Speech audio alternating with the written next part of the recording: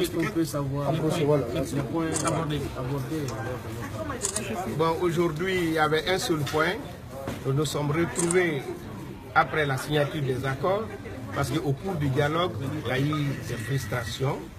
Nous nous sommes retrouvés autour du chef de file de l'opposition pour débattre, et nous avons débattu de long en large.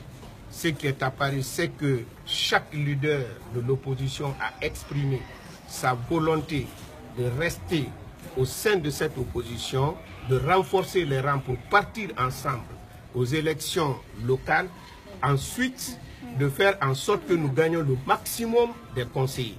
Il est vrai qu'il est apparu une différence d'appréciation entre nous autour du mode et la nature des élections au niveau du quartier et des districts, mais pour cela, les consultations continuent, le débat continue autour de cette question, mais pour l'essentiel, nous nous sommes engagés à resserrer les rangs et à défendre les couleurs de l'opposition pour avoir le maximum de conseillers lors des élections locales.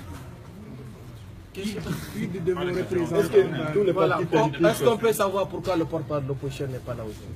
Bon, il s'est fait représenter par quelqu'un, il a un cas de force majeure qui l'a empêché d'être là aujourd'hui.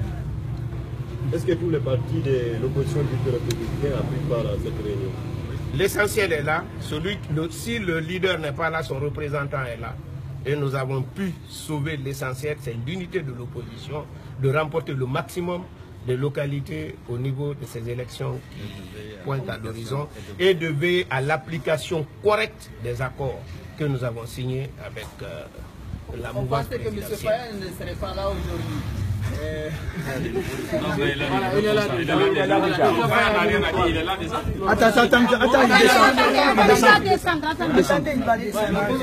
Attends, il va descendre un peu.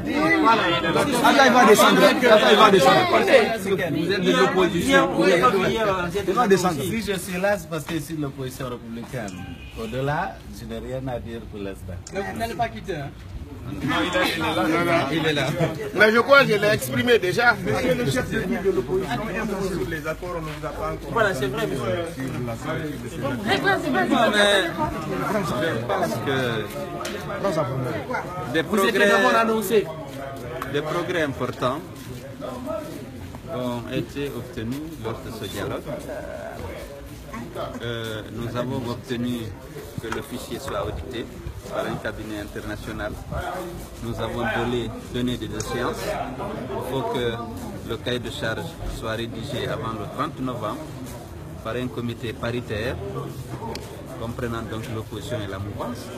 Et il faut que le cabinet international dépose son rapport avant le 31 mai et qu'il formule des recommandations permettant à la Guinée d'obtenir un fichier qui reflète réellement le corps électoral guinéen et qui serait un fichier biométrique moderne.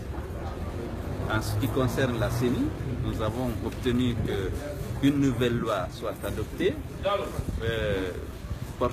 une loi portant création, organisation et fonctionnement d'une nouvelle CENI, et cette loi doit être adoptée à la session des lois.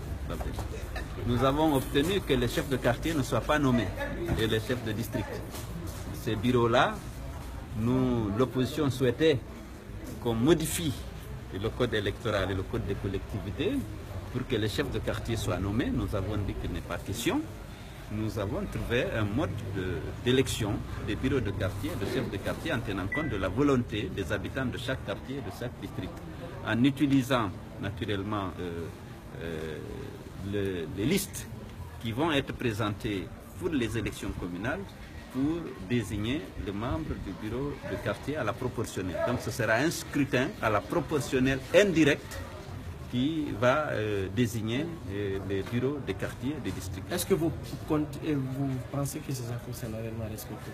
Vu l'expérience des autres. Écoutez, pour aller au dialogue, nous avons obtenu au préalable l'engagement solennel du président de la République de veiller au respect strict des décisions des accords politiques, à commencer par les décisions des accords antérieurs.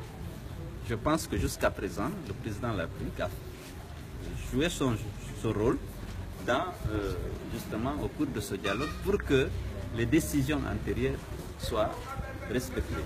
Donc nous comptons non seulement sur la capacité de mobilisation de l'opposition guinéenne le cas échéant, mais aussi cet engagement solennel de M. le Président de la République, qui est garant du bon fonctionnement des institutions, afin que ces décisions du dialogue qui vient de s'achever soient respectées dans les délais prévus. Aujourd'hui, capitaine Dadis a démissionné de la politique. Quelle est votre analyse par rapport à la démission de Dadis au sein de son parti? Écoutez, vous savez, chaque parti est libre, chaque citoyen est libre d'assumer des responsabilités, d'y renoncer, de se faire élire. Il n'y a pas de commentaire particulier à faire. Il avait décidé de faire de la politique à un moment donné, c'est son droit d'y renoncer, et celui qui en connaît les motifs, ben, il n'y a pas de problème, il n'y a pas de commentaire à faire là-dessus. Monsieur le Président, s'il vous plaît, un mot sur la